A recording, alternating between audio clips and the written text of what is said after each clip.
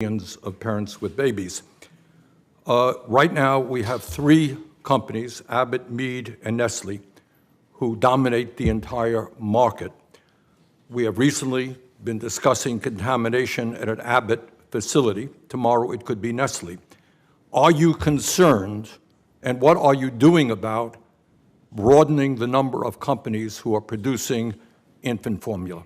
And Missouri residents who file income taxes would actually be eligible for a $500 tax credit under a new Republican proposal the Democrats are currently negotiating. The proposal by the Republican House budget leader would set aside $1 billion in state funding for the tax credits.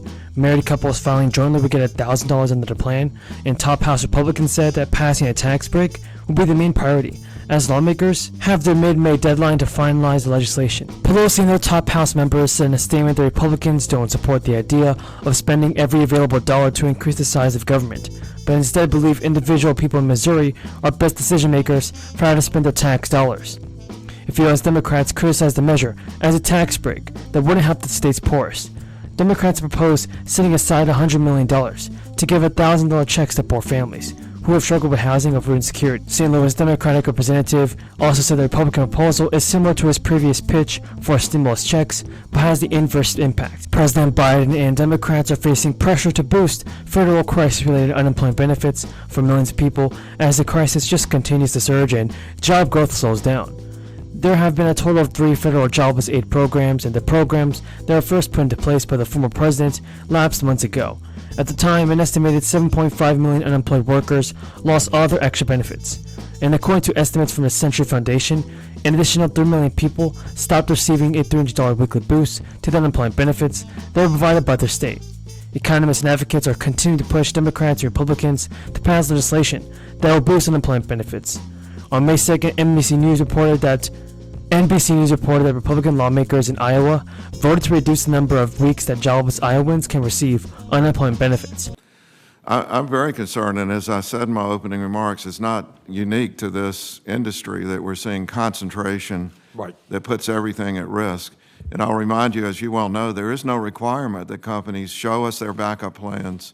Right, but all I'm asking, and I've got other questions, is what are you doing right now to aggressively make sure that more companies are producing infant formula so we'll not see this problem recur tomorrow? As you know, I'm sorry, Senator, to interrupt, but yes, on a temporary measure, we've lowered some of the, reduced some of the paperwork so that many more foreign manufacturers can import. We've got 26 applications since we opened the portal just over a week ago. The largest producer, Nestle, worldwide, hardly had any presence in the U.S., and they're going to help out quite a bit. They're very capable. All right. I hope that you will focus on increasing the number of companies who are producing so we don't run into this problem again. Yes. Let me ask you this.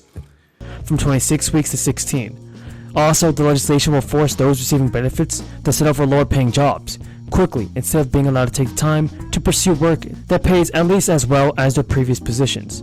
Opponents say this legislation will harm both workers and businesses, as those who are forced to accept jobs that they don't want will increase turnover by quickly leaving their new employers in pursuit of something better. Back in February, Republican lawmakers in Kentucky voted to slash the number of weeks that their jobless constituents can receive benefits from 26 weeks to 24, but that number would drop even further, by more than half to just 12 weeks, when the state's unemployment rate is lower than 4.5%, as it is now. Next door to Kentucky is West Virginia, where lawmakers are pursuing a nearly identical plan to cut jobless benefits. But the legislation there is even more severe.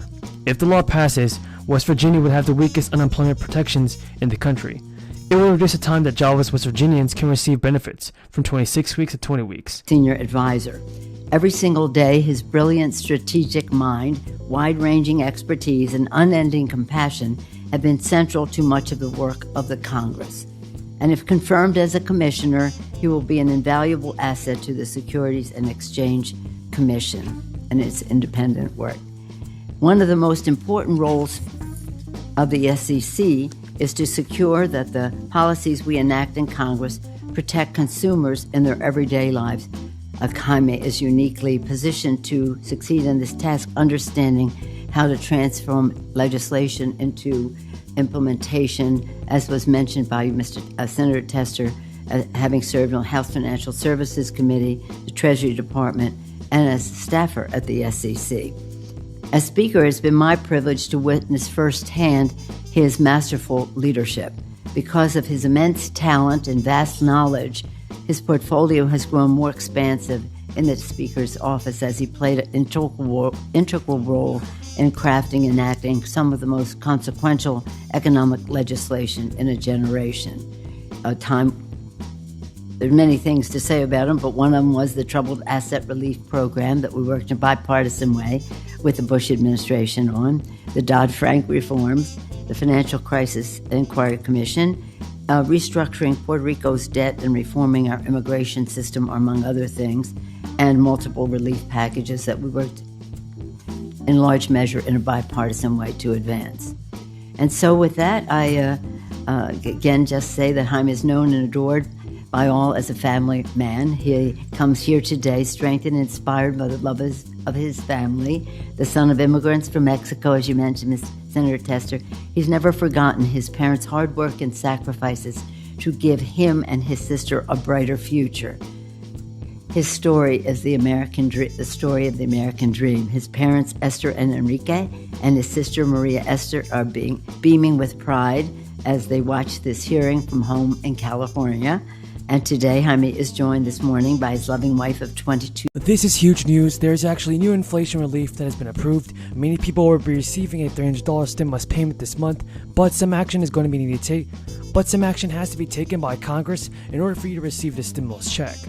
Now, rebates worth up to $300 will be going out to more than 600,000 Delaware taxpayers next month under an inflation relief plan declared the General Assembly. The rebate, which lawmakers approved after first weighing whether to institute a gas tax holiday, will be in the form of actual stimulus checks mailed to people who filed a tax return in 2021 for the previous year's earnings. The cost is around $186 million to the state, which currently has a surplus of about $1 billion for the fiscal year that ends June 30th. In addition to the rebate for taxpayers, the state will also send around $300 checks to some 168,000 adult residents who did not file a return last year. The state hopes to identify those recipients through public records like driver's license. Now, checks for those recipients will be going out after July 1st, once lawmakers appropriate the $50 million cost in the state budget, which usually approved at the end of June. The state has a detailed timeline of when checks will be mailed, and the governor signed a bill just minutes after the Senate passed it. Delaware Governor told reporters, "My hope is that these direct payments will provide some measure of relief for Delaware families who are dealing with higher costs at the grocery store and at the gas pump. These direct payments to Delaware families are part of a broader, responsible budget proposal." Now, CNN released a poll this week that shows the president repeated efforts to highlight undeniably strong aspects of the economy's post-crisis rebound.